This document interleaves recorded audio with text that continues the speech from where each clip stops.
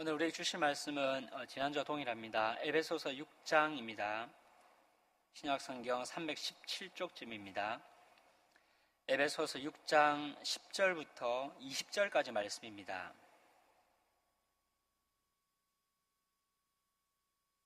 찾으셨으면 저부터 한 절씩 교독하시고 마지막 절은 함께 읽겠습니다. 끝으로 너희가 주 안에서와 그 힘의 능력으로 강건하여지고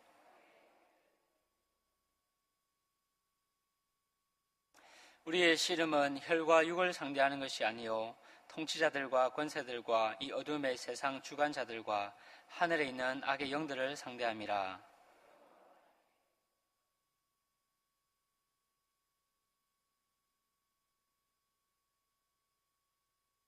그런즉 서서 진리로 너희 허리띠를 띠고 의의 호심경을 붙이고 모든 것 위에 믿음의 방패를 가지고 이로써 능히 악한 자의 모든 불화살을 소멸하고 모든 기도와 간구를 하되 항상 성령 안에서 기도하고 이를 위하여 깨어 구하기를 항상 힘쓰며 여러 성도를 위하여 구하라.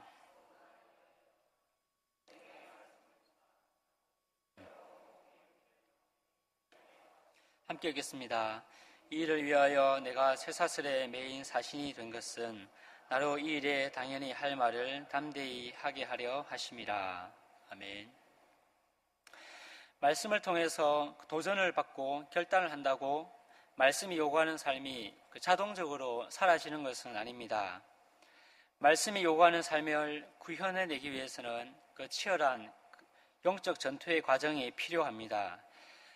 지난 시간에는 이 영적 전투의 대상에 대해서 살펴보았습니다. 영적 전투의 대상은 우리의 시각이나 촉각과 같은 감각을 통해서 인지 가능하지 않다라고 했습니다. 성경은 저와 여러분이 싸워야 할 그 대상이 통치자들과 권세들과 이 어둠의 세상 주관자들과 하늘에 있는 악의 영들이라고 말씀을 합니다. 그 영적 존재가 만든 세상의 풍조, 즉 하나님 없이 자신과 자신의 삶을 체계화하려는 세상이 만든 정신과 그 가치와 사고방식이 우리가 싸워야 할 대상인 것입니다. 이처럼 우리의 영적 전투의 대상은 우리의 감각으로 인지 가능하지 않습니다. 그럼에도 불구하고 이 영적인 존재는 대체로 어떤 특별한 신비한 영적 현상이 아니라 우리의 시각과 촉각 등 우리의 감각을 통해서 우리를 공격하고 미혹을 한다라고 했습니다. 우리의 눈과 귀와 생각, 이런 감각을 통해서 그 가치와 그 정신을 우리 안으로 그렇게 침투를 시키는 것입니다. 때문에 우리가 영적인 전투에 있어서 경계해야 할 것은 어떤 특별한 영적인 신비한 현상이 아닙니다. 우리의 눈과 손과 생각 등 우리의 그 몸인 것입니다. 영적인 존재와 이와 같은 방식으로 우리를 미혹하고 공격한다라는 것을 우리가 만약에 알지 못한다면 우리의 신앙은, 우리의 몸은 조금씩 그 영적 존재가 만든 가치와 그 정신에 물들어서 매몰되고 말 것입니다.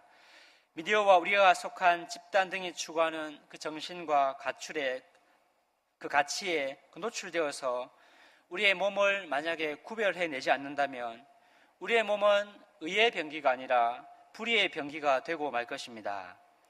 이처럼 우리는 영적 전투의 대상과 그 대상이 어떻게 우리를 미혹하고 공격하는지에 대해서 살펴보았습니다.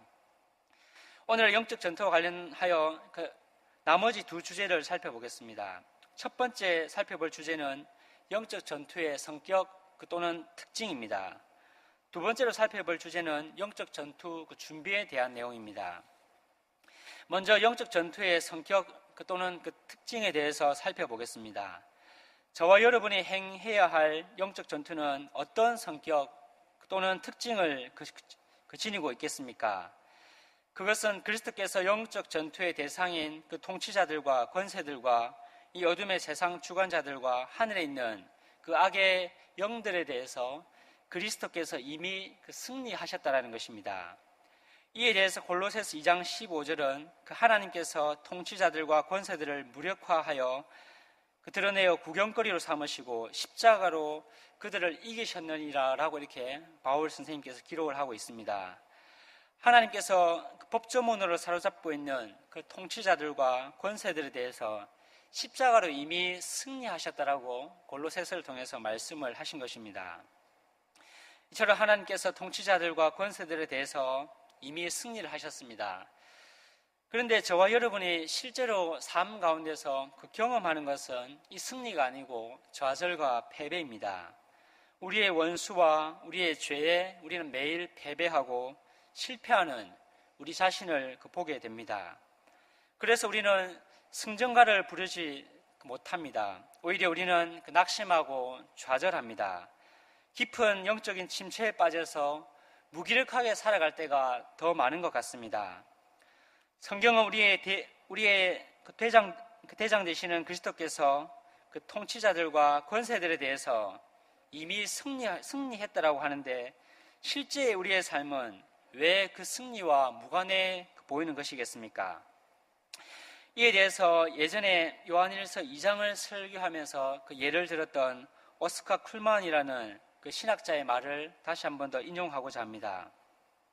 오스카 쿨만이라는 그 신학자는 그리스도와 시간이라는 그 책에서 2차 세계대전 때 수행한 노르망디 상륙작전을 예로 이 문제를 설명한 적이 있습니다.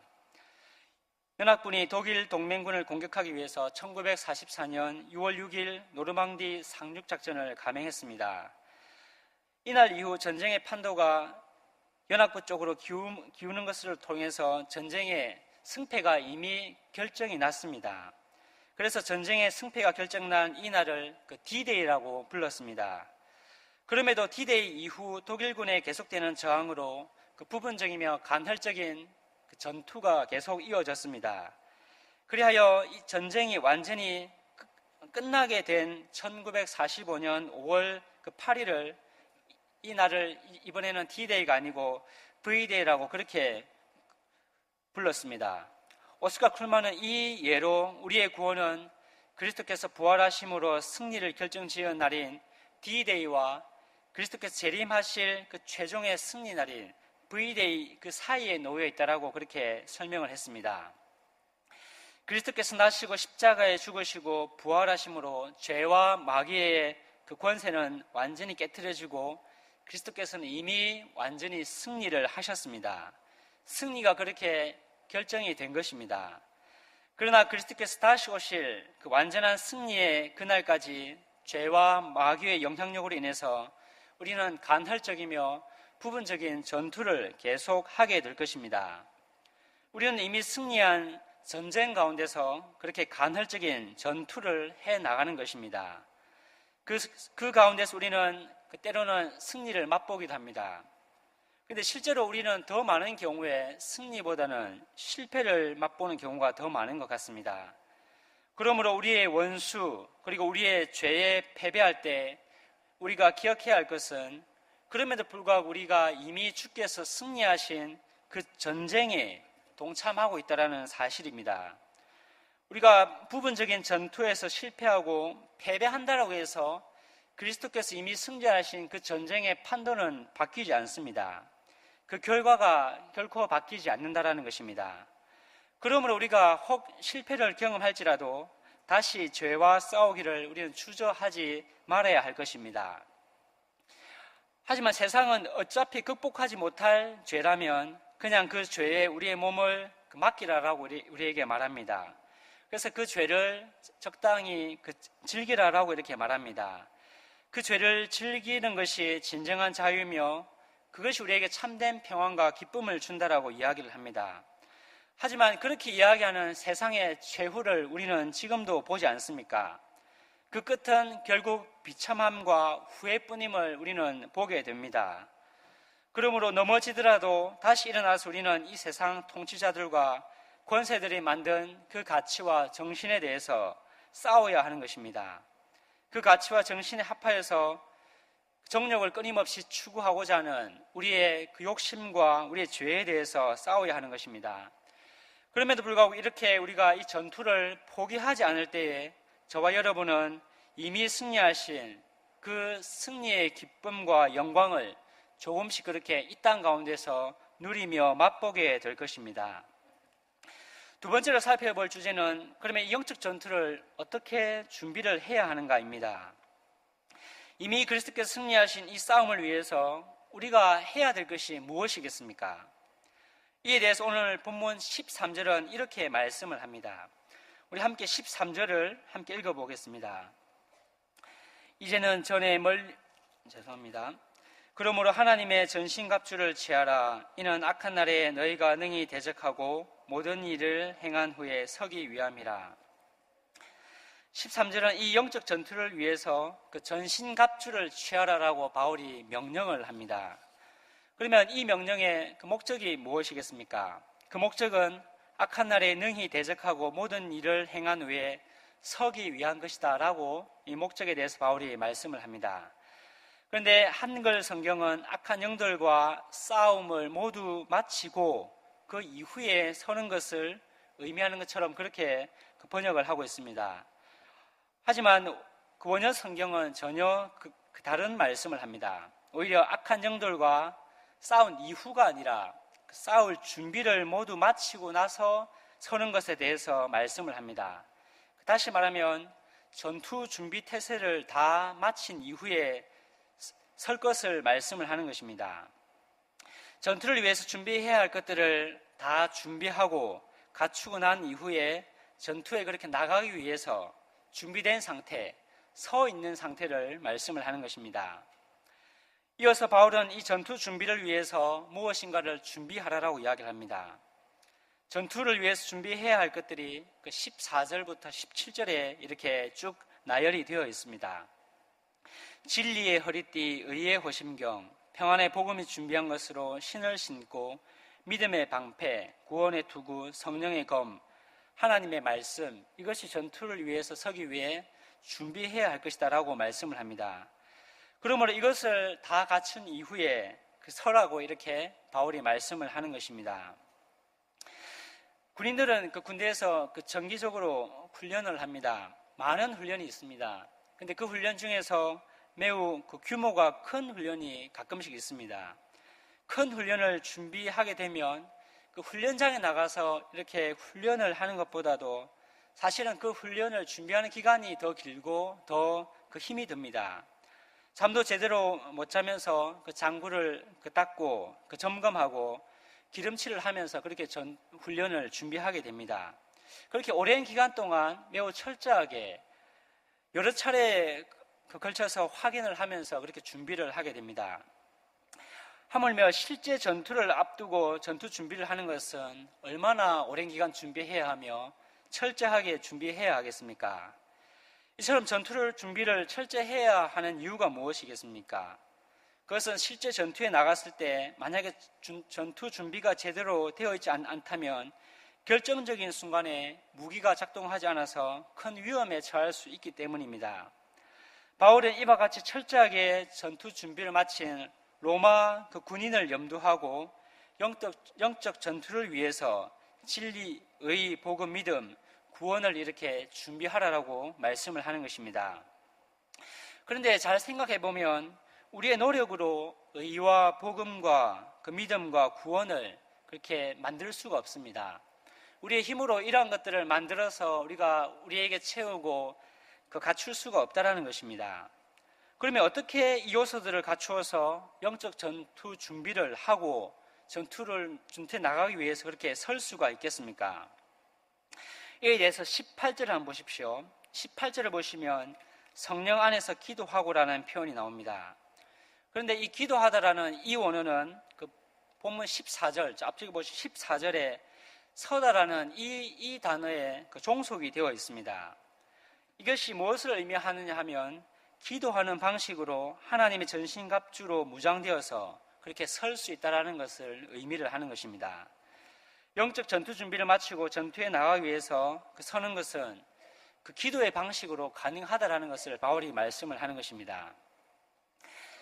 그런데 그 기도가 중요한 것은 맞습니다. 그런데 다른 것 아무것도 하지 아니하고 그 기도만 한다고 우리가 진리와 의와 복음과 믿음과 구원으로 그렇게 채워주고 무장이 될 수가 있겠습니까? 기독교 신앙을 이렇게 세우는 데 있어서 그 기도는 매우 중요한 수단입니다. 누구도 부정할 수 없을 것입니다. 하지만 그 다른 것은 다 필요 없고 그 그 기도만 하면 된다고 생각하는 것은 매우 위험한 생각입니다. 왜냐하면 그렇게 되면 그 기도가 잘못되게 되면 이방 종교에서 행하는 그 기도로 전락할 수가 있기 때문입니다. 그러면 어떻게 기도의 방식으로 전신갑주를 취하여서 영적 전투 준비를 할 수 있겠습니까? 이에 대해서 바울은 18절에서 친절하게 말씀을 해줍니다. 18절은 그 원어 성경에서 그리고 또는 그 함께라는 그 접속사로 18절이 시작을 합니다. 그래야 해서 18절에 성령 안에서 기도하고, 이 표현은 앞에 있는 17절 성령의 검 하나님의 말씀과 연결하여서 바울이 이해를 하고 있는 것입니다. 그래야 영적 전투를 위해서 전신갑주를 갖추고 그 서는 것은 말씀과 이 말씀에 근거한 그 기도의 방식으로 가능하다라는 것을 바울이 그렇게 강조하여서 나타내는 것입니다. 우리는 말씀과 이 말씀에 근거한 그 기도를 은혜의 수단, 은혜의 방편이다라고 이렇게 말합니다.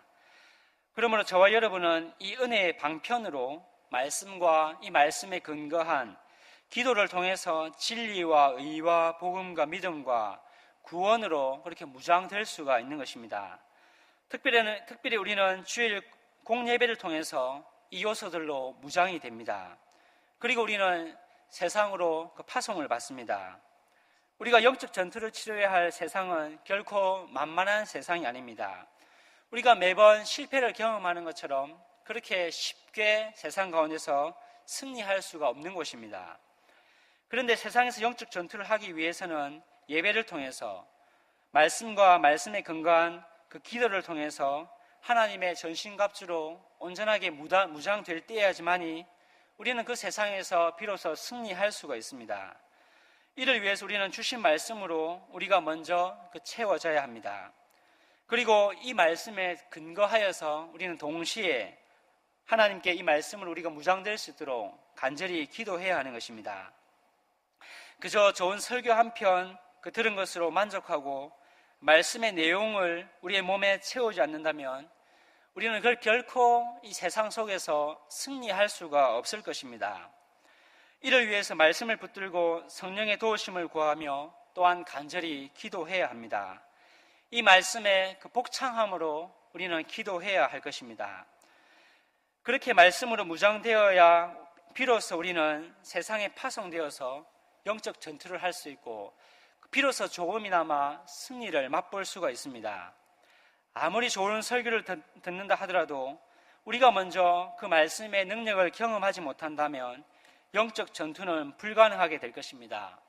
그 말씀 앞에서 그 말씀에 근거하여 기도하는 것을 통해서 우리 자신의 죄와 우리를 뒤덮고 있는 잘못된 생각들과 가치관들이 먼저 벗겨지고 이것이 먼저 무장해제되지 않는다면 우리는 결코 하나님의 전신갑주로 무장될 수가 없을 것입니다. 이제 말씀을 맺겠습니다. 지금까지 바울은 악한 영들과 싸울 준비를 모두 마치고 서기 위해서 하나님의 전신갑주를 취하라고 이렇게 명령을 했습니다. 그리고 바울은 오늘 본문 마지막 부분에서 자신을 위해서 한 가지 기도 요청을 합니다. 바울은 지금 감옥에서 이 서신을 기록하고 있습니다. 그러므로 바울은 기도를 부탁할 내용이 얼마나 많이 있겠습니까? 바울은 자기를 위해서 이 에베소서 교회 성도들에게 기도 부탁할 내용이 한두 가지가 아니었을 것입니다. 하루빨리 석방되게 해달라고 부탁을 할 수도 있었을 것입니다. 그리고 감옥 안에 있는 자신의 건강을 위해서 뿐만 아니고 기타 여러 가지 필요를 위해서 바울이 에베소서 교회 성도들에게 기도 요청을 할 수 있었을 것입니다. 하지만 여러분 19절을 보십시오. 하지만 놀랍게도 바울은 이와 같이 자신의 안위나 자기의 필요를 위해서 기도 요청을 하지 않습니다. 오히려 이렇게 말씀을 합니다. 내게 말씀을 주사 나로 입을 열어 복음의 비밀을 담대히 알리게 하옵소서 라고 단지 기도 요청을 할 뿐입니다.